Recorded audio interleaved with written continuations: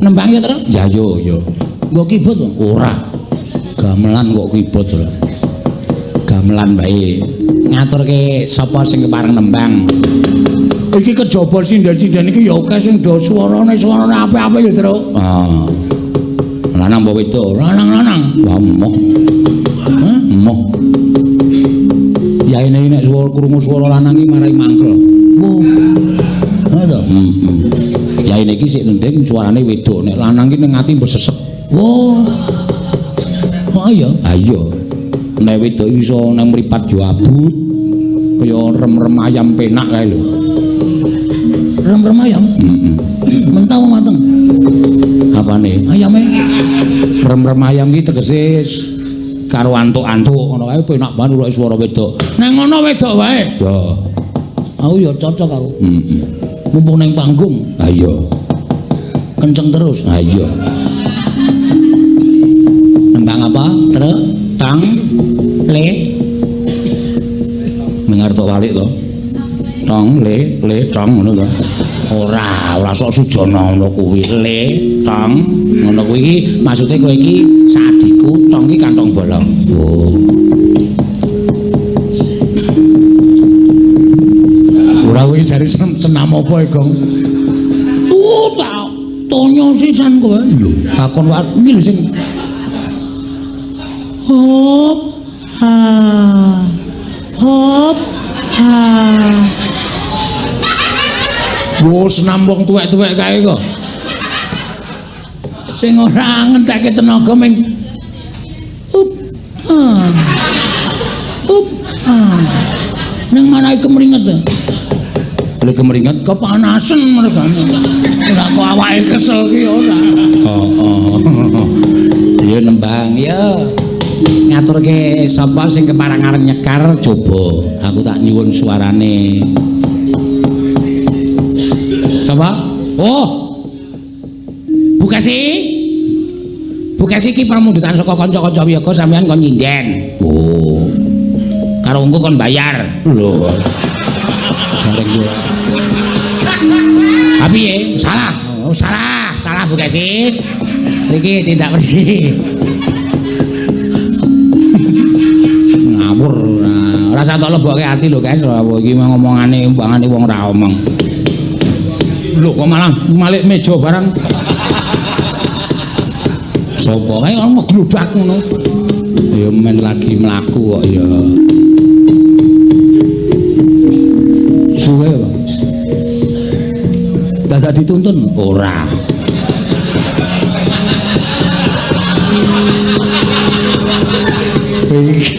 Edian kok iki kok. Alon-alon ora yo jedul. Nah, entuk matke. Udu, oh putut. Abrak kaya ngono wirawiri wae. Kasih. Hah? Omong sapa ora? Kowe ora iso gawe acara. Sandalmu lili dopeni.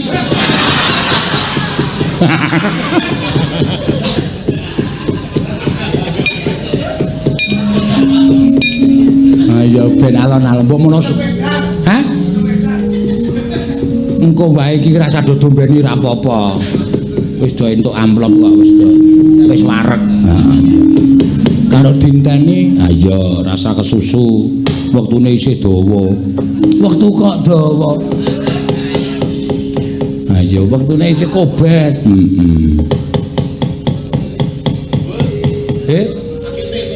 Hah? Oh, dandan barang to.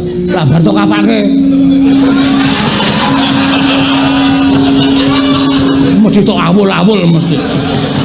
Nang panggung ben kenceng terus.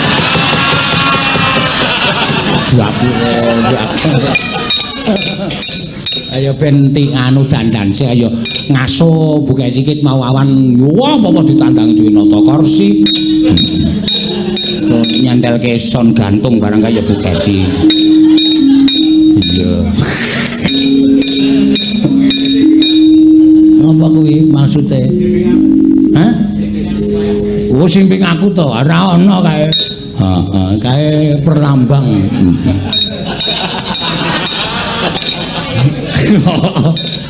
Perlambang kae iki tak gawe perlambang ning kanca-kanca wiyaga sing ora perasaan.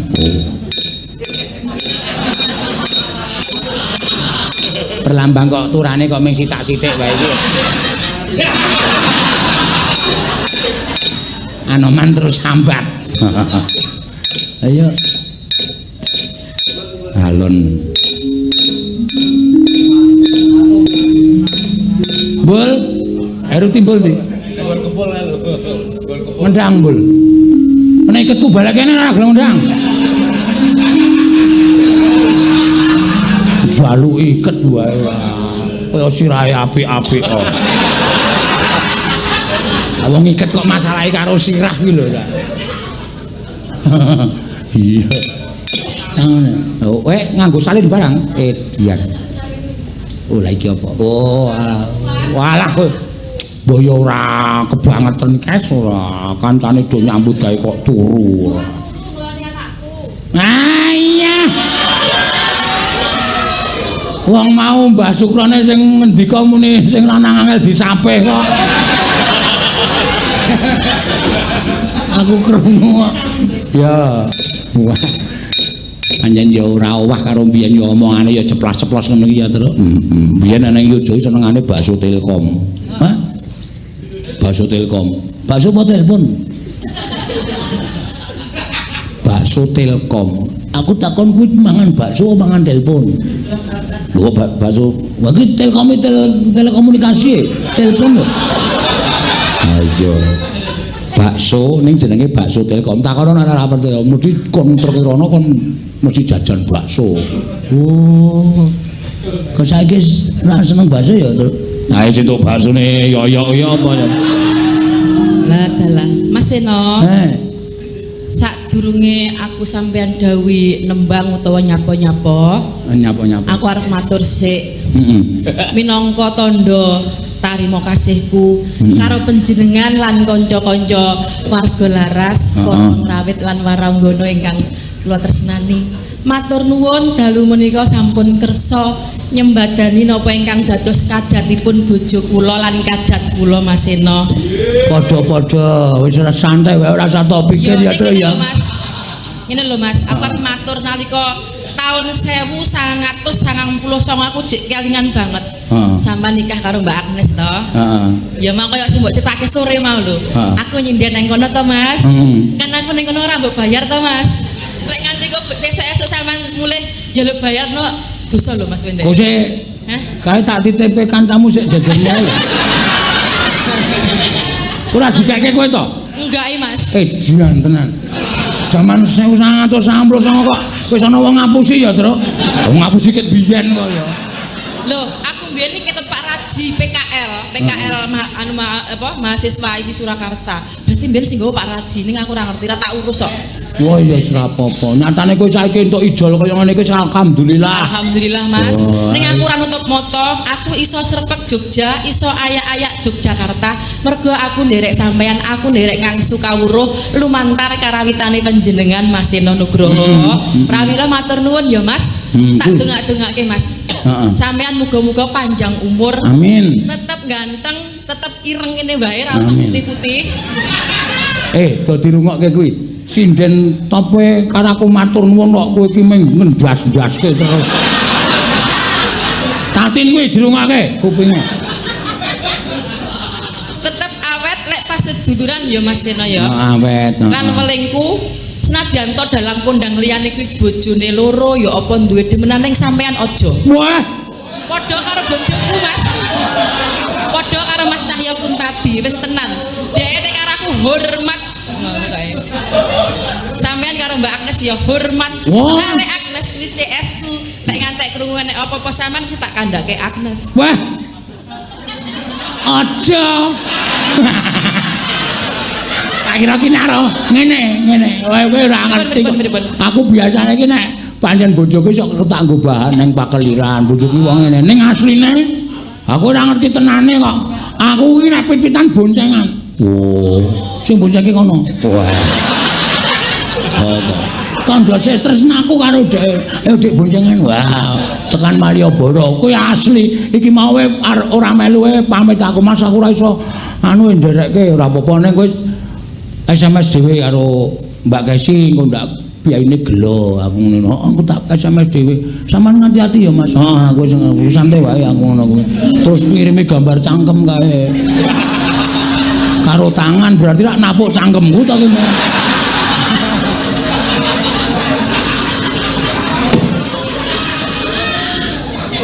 Ayo guys aku ditambani suwe ra krungu suaramu langsung kuwi lho. Iya Mas, siap. Aku siap nembang kanggo sampean. Biyen iki aku jaman cek cilik derek sampean iki lagu seneng kamu apa to Mas? Aku kok. Heeh. Kae sing Apa sebenarnya? Pak Guru. Ini apa namanya? Sol dodo mi. Bakal biyen kuwi. Bakal jaman cilik aku biyen ngono kuwi. Ora masuk ya. Kadang ki nek dagel nek lucu terus anarkis. Ya manut lah terserah kowe. Pak Marno kalau ganti mic nomor 4. Hah? Aku ganti mic nomor 4 ngaturi Pak Marto, tukang soundku operator. Oh. Jos ya Mas operatorku ya Mas. Wah, sonmu apik iki. Jane padha merkire nggon aku. Oh, Cooper. JBT. Iki JBL iki. Heeh. Nang nggon aku JBT.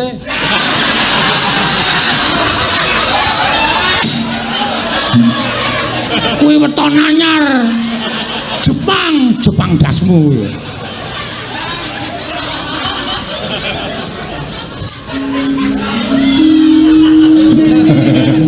Aja ditiru ya. Enggak. Bojomu aja nglucu ngene iki aja. Wis ben aku wae wis. Saru. Ning panjenengan niku Mas, wayangane panjenengan niku sangat menginspirasi bagi generasi dalang sak ngandhape panjenengan, adik-adik panjenengan. Contonipun kados Mas Yoyo bojo kula menika. Saben dalu menawi prei mesti ningali live streaming Mas Eno. Di Banyulan menika menginspirasi bojo kula. Kelucuannya, kesemuannya pancen Mas Eno tanpa tanding. Kawet kula niku aku penak ajane ngadeg kok Mas. Heeh, ora apa-apa ngadeg. Ben ketok tangga-tanggaku. Mergo aku kan ning kene wong anyar. Oh iya. Jadi kula, aku RT nih. Kae sesuk diganti kae kok kowe digetak bojomu kae ora mengko apa. Ngene ya Mas. Dados kula riyen nalika tasih alit kula badhe crita sithik pengalaman kula nalika nderek Mas Eno niku ket tahun 1998 ora salah. Kula tasih SMKI kelas 3 ngantos kula kuliah semester pinten 97. 97 ya Mas. 97 wong songo. Kowe kira-kira suwene sekitar 2 tahunan terus bar kuwi 99 aku rabi kok. Iya, bener. Kula niku kecilik tumut Mas Eno niki panjenengane priyayine sampun laris lan kondang wonten ing Ngayogyakarta mriku. Laris pancen mboten umum. Lah jaman riyin kan dereng enten streaming kados ngaten niki. Dados dereng pati ketok. Wah iya. Bareng sakniki pun enten streaming mendunia Mas Eno menika luar biasa. Penggemarnya seluruh dunia terbanyak Mas Eno. Pramila kebanggaan kangge kula saged ngaturi panjenengan. Nggih. Muga-muga sak bojoku iso ngono ya Mas. Amin. Seneng aku nek iso do lucu-lucu ki seneng aku. Saiki mulai Aja ming mayangane, uripe nek iso ya lucu. Dan aku ngene iso bernostalgia karo panjenengane. Nyuwun pangapunten nggih para penggemar Mas Eno. Pancen kula niku kalih Mas Eno niku akrab lebih dulu daripada presiden-presiden yang sak menika. Nggih. Terus kula kalih DN niku pun leting CS ngoten. Kula ngerti kan jaman kula cilik niku Mas Eno niku gawe gelang putih rupane. Kula takok, "Mas iki gelangmu emas apa monal to, Mas?" Kula kinten lek besi, ning ternyata ketok emas ya. Apa sing jenengan agem Mas niku? Isih. Delok jale. Maah. Ketok Mas, ketokno Mas sing putih iku lho, Mas. Ki lho. Oh, ki Nah, kowe melu aku sepene isih tak nggo. Ya Allah, itu kok abadi tenan kuwi. Ketoke ada kenangan tersendiri gelang kuwi, Ada. Mas. Oh, paringane sapa jenenge iki? Sapa ketok? Ampuh aku lali kok. Wong sedene iki kok takon aku. Paringane Nyai Dasima. Wah. Nyai Dasima kowe kelingan ra Mbah Das, mbahku kae lho. Oh, Nyai Dasima. Wis mari Mbah kae, Mbah Oh, iya. Das. Ya Mas. Kelingan cilik aku ning dalemu kono Mas, ning omahmu. Ya ampun. Mas. Anu ya. Aku jan bengi iki marem banget Mas. Sampean dalange sukses. Tonggo-tonggoku kiwa tengenku seneng banget tak tanggap ke sampean. Iya. Yo senajan to aku gur nyambat. Ning lek kanca-kanca tetep tenang mawon. Gur masih notok sing tak bayar. Oh, aku yo sin wae. Aku pemotok ulung iki, aku tetep ora tak tampani. Tenan? Sekseni. Sesuk Elisa takon nyekseni esuk. Asli wis to. Elisa takon mulih keri. Engko lek salaman, Elisa takon mulih keri. Engko lek Mas Seno salaman arep pamitan, jale tak lungi amplop, gelem apa ora? Engko Elisa sing ngeseni ya. Jare mau kan ora gelem to. Aku darani wong biyen apa piye? Padake cah tipis.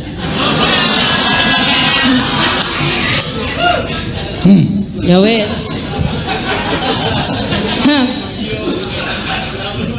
Aku lek ngono saiki tak nembang ya Mas. Nembang. Kowe bojomu ora usah mikir apa-apa, kowe ora usah mikir apa-apa. Sok ki bakal gentenan. Iya. Sun aku ewo, heeh. Oh ya bojomu takon mayang ya kowe ora usah rewel. Siap tok no. Ayo sak rombongan sisan, Gong. Sak rombongan sisan. Pokoke tak gawe luwih perih saka kene. Kejam. Kowe tak kamplengi raimu lho. Iki di anak-anak kero. Mas Cahyo karo Mbok Bukesi kok tak gawe luwih perih saka kene. Sesuk ming tak depi. Nyoya, iki telo.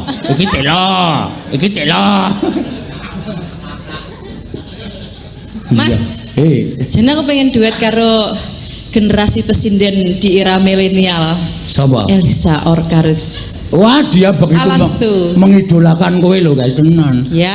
Arep dene wis sowan my idola. Ngono ya. Suarane ya apik ya. Saya Mbak. Di apa jenenge di streaming men streaming ki ngerti wo Elisa ki idolane Kesi. Heeh. Terus Prastiwi ki idolake sapa? Reca sing ning mburi omah kali. Ayo. Lagu yang paling disukai Elisa adalah Pangkur Semarangan. Ayo duet. Duet no. Elisa itu adalah pesinden cerdas di era milenial. Cerdas. Aku berharap saka Elisa iki iso neruske cita-citaku, Mas. Cita-citamu apa? Membawa pesinden. Kowe iki sinden lho. Kok kaya Susan. Piye maksudnya? Anggo cita-cita barang. Iya. Sing cilik atas suarane cilik piye Mas piye? Sing suarane cilik lho. Cita-cita ngono kae. Iso lho Dek, iso ya gumun lho. Pangkur Semarangan. Nggone lek ngono. Cita-citaku apa ya? Membawa generasi pesinden zaman milenial menjadi generasi pesinden yang bermartabat karena dengan bekal keilmuan yang dimiliki oleh seorang pesinden maka akan membawa harkat dan martabat pesinden itu menjadi terjunjung tinggi dan punya kehormatan daripada pesinden yang tidak punya ilmu sama sekali. Betul. Ngoten. Apa iku dadi gatekke kuwi ora mung waton sinden kok ming nyambutan ming ayo bara-bara ambiar masuk mana? Oh kuwi penting kanggo seger-seger ndak apa-apa. Lah iya maksude iki tembange ya kecekel. Sindenku iki podang kuning kowe lali kok. Gubuk asmara kowe lali. Heeh. Monggo sabane do nang kono. Duet ya Elisa, Dek Elisa. Siap Bu. Wah semangat kula niki. Sesuk kowe kudu dolan rene dhewe ning omahe Bu Kesi. Oh siap. Jare mau awake berdua arep ngevlog. Nggih. Ning arep sawah cedak omahku kuwi kan seger banget to. Nggih, siap Bu. Siap-siap. Engko ning kono awake berbagi ilmu. Nggih, siap. Oke. Kok malah do baris. Muga-muga jek kuat. Ya saiki mergo beda Mas, anakku wis 4. Dadi wis anak 4 kuwi mungkin ya nafasnya wis rada beda, berkurang. Gak apa-apa ya Mas. Gak apa-apa ya sing siji kembar kok. Lah iya. Heeh, kudune ya disyukuri. Ayo Elisa dhisik no. Ayo Elisa. Memberi kesempatan kepada yang lebih muda. Mingka mingkar mingku rengu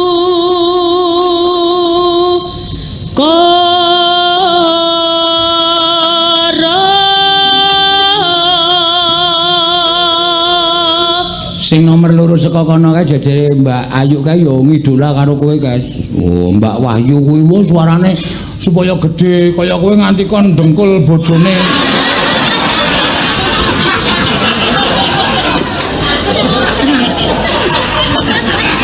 Nanti kene didengkul bojone.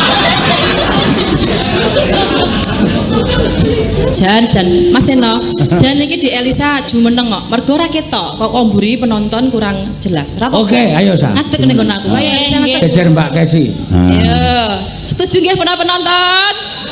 Setuju. Nah, Waduh, aku kesampaian ketemu kali idola. Duh, seneng banget Bu, kula Bu. Saestu. Lho cepul. ya Allah ya Allah. Rumiyin kula dereng ngertos Seno Nugroho dereng ngertos. Dereng ngertos terus ngertose namung Cahya Kuntadi kalih Bu Kesi. Lewat Abimanyu Ranjap itu loh Bu. Wah, iya. Itu seneng banget terus itu juga Mas saya juara itu. Yo, Dek nonton pas kuwi, Dek nonton. Regane aku ra melu. Nyapa Seno melu juara apa piye? Anak aku melu lomba.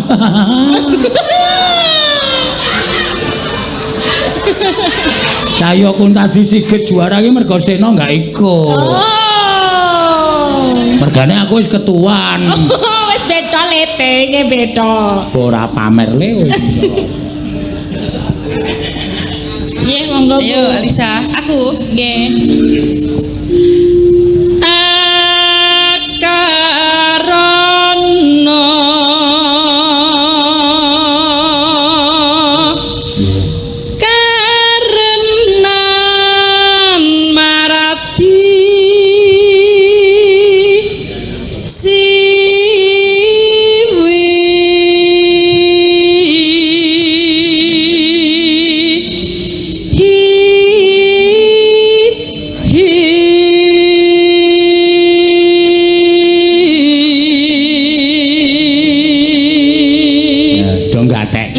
Do merem.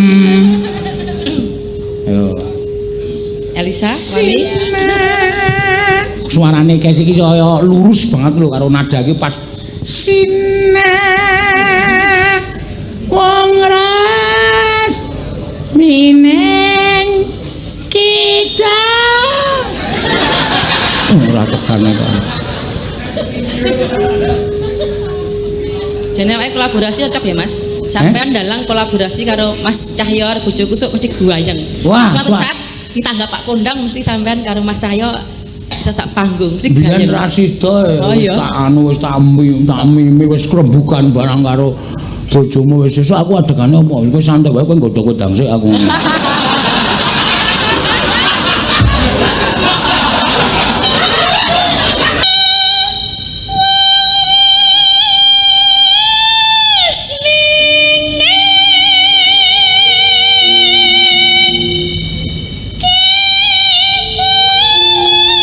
Ya ampun. Aku ya sok gemes kok.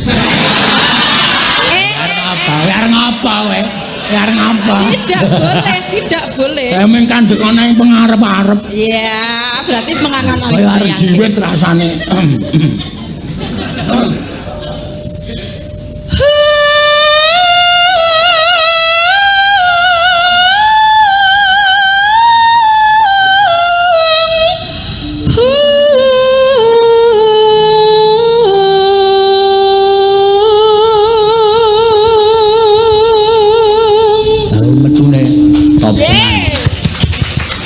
Orisinilnya keluar. Ayo kuwi lek ngetokke kembar ki ya ngono kuwi mergane. Iya, aku karo kembang kuwi arep.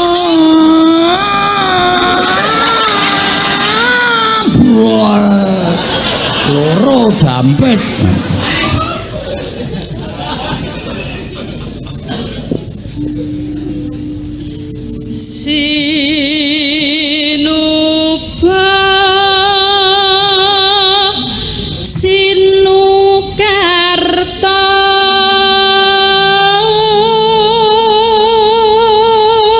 Kartosuro. Mrene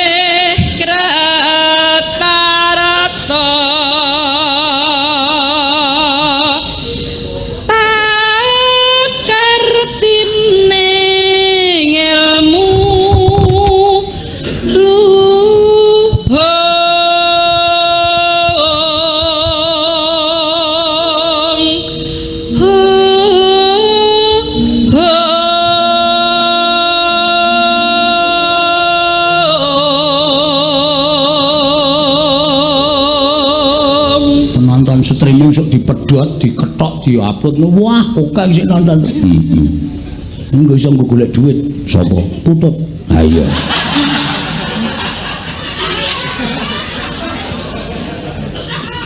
Kantum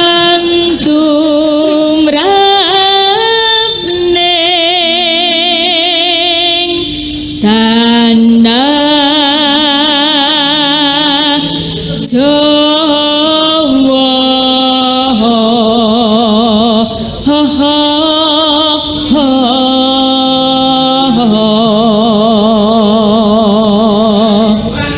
Bareng ya. Oke.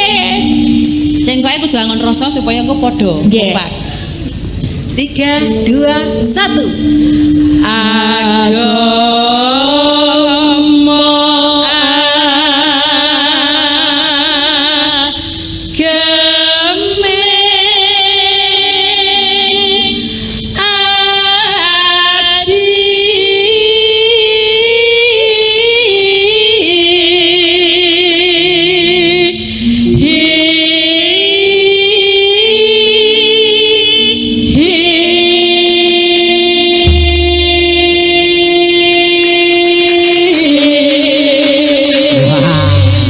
Jos iki ampe tenan iki. Ayo. Ditibake apa? Mawar kuning. Mawar kuning. Kuwi kan lagu paketanku. Ditranke ambek Elisa. Oh. Terima kasih tapi. Iya, siap. Mawar kuning kapalku. Oke. Mekawo wong seni, Tru. Waduh. Ngono kok nesu ora sing piye? Mekar membiru. Tenan ora? Salah ta. Aku ki pecinta Roma Irama. Ha iya. Mawar kuning Mbah Narto. Wis cukup apa piye? Wis. Yo, mangga.